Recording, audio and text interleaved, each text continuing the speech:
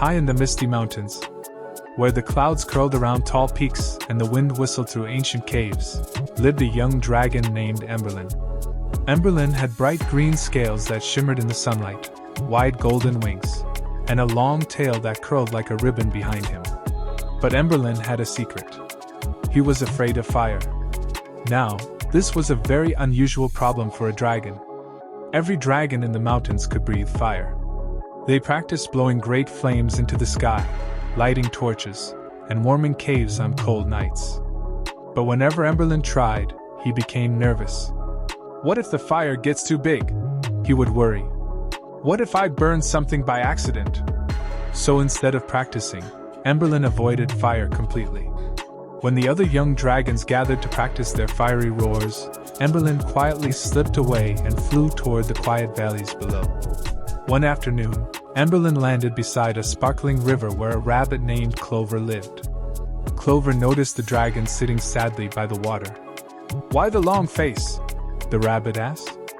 "I'm supposed to breathe fire," Emberlin said, "but I'm afraid of it."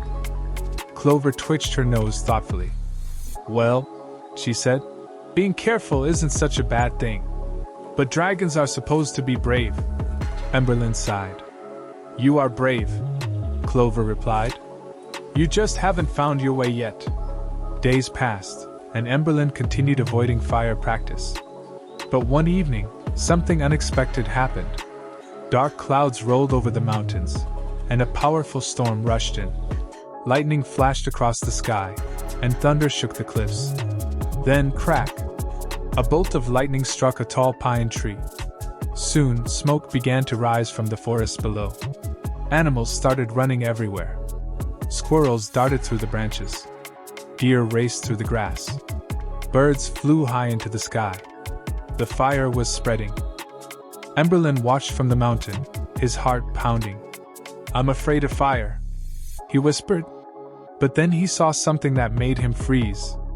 Near the edge of the forest, Clover the rabbit was trapped behind a fallen branch. The flames were getting closer. Emberlin's wings trembled. He could fly away. But Clover needed help. Emberlin took a deep breath. "I may be afraid," he said quietly, "but my friend needs me." He dove down toward the forest.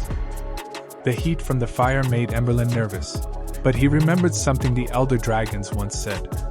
"Fire can destroy," they had told him, "but it can also protect." Emberlin landed near the flames and faced the spreading fire. Taking the deepest breath he had ever taken, he tried something new. Instead of blowing a big burst of fire, he carefully breathed a small, steady flame onto the fallen branch trapping Clover.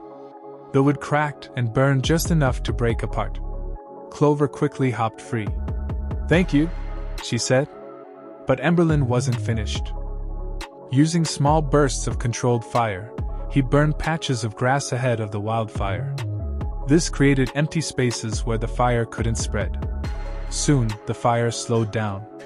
Rain from the storm finally poured down, putting out the rest of the flames. The forest grew quiet again. The animals slowly returned. "You saved us," Clover said proudly. Emberlin blinked in surprise. "I did," Clover nodded. "You weren't fearless," she said. "You were brave." Emberlin looked at his wings, then at the small curls of smoke rising from the ground. For the first time, fire didn't seem so frightening. He realized something important. Being brave didn't mean having no fear. It meant doing the right thing even when you were afraid. From that day on, Emberlin practiced his fire breathing carefully. He never tried to make the biggest flames like the other dragons.